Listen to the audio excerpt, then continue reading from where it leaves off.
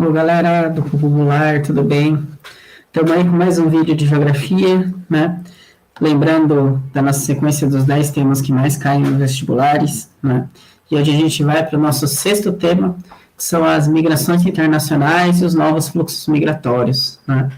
É interessante pensar esse movimento tanto interno quanto externo aos países, né? Pensar a movimentação de pessoas dentro de um país ou entre um país e outro, né? Inclusive no nosso caso do Brasil.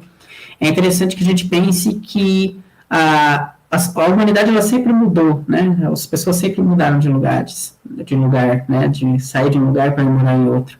O grande lance desse tema é pensar o que faz com que uma grande massa de pessoas saiam de um lugar e vão para outro, né? Então, quando você tem fluxos muito intensos, muito grandes de pessoas de um ponto a outro do planeta, né?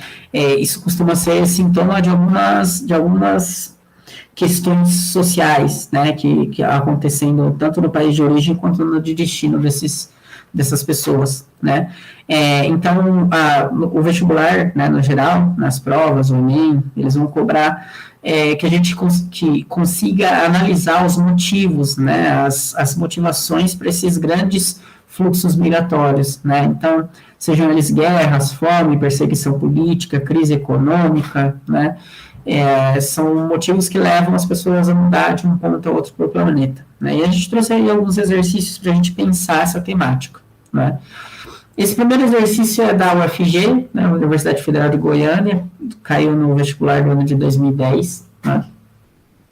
E ele vai dizer o seguinte: um dos principais traços da dinâmica demográfica mundial é a migração internacional, que recria conflitos espaciais de diferentes ordens.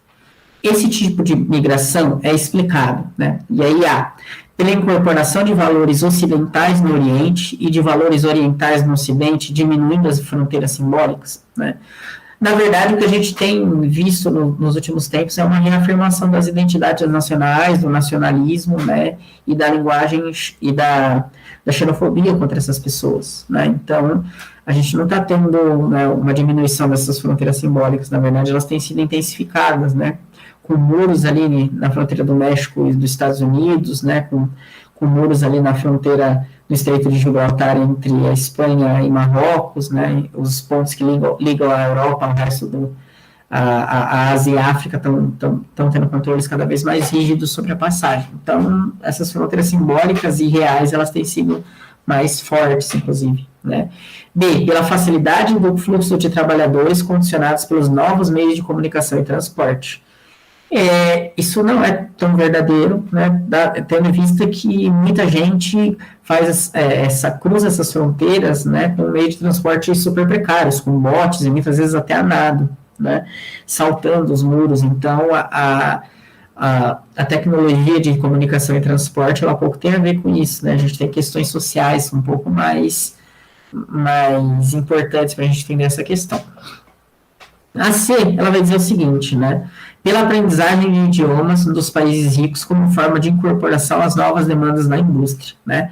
Essa é uma alternativa bem absurda, né, então as pessoas migram para os países ricos porque, porque a gente tem aula de inglês e aí a gente vai morar num país que tem inglês, né, acho que é um pouco fora de contexto, né.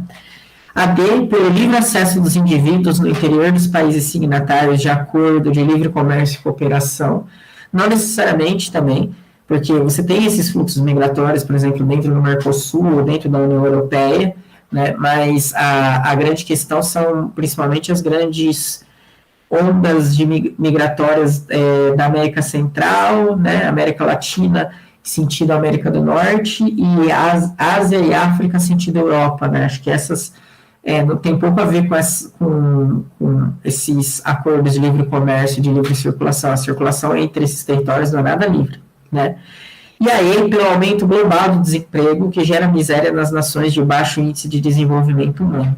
E aí sim, né, a gente está tendo, com as últimas crises, um aumento geral do desemprego, um aumento global, e isso faz com que as pessoas sem perspectiva de um futuro com dignidade nos seus países de origem vão procurar uma vida nova, um novo horizonte aí em outros países, né? Então, acho que a alternativa que a gente pode marcar como correta aí é a alternativa E.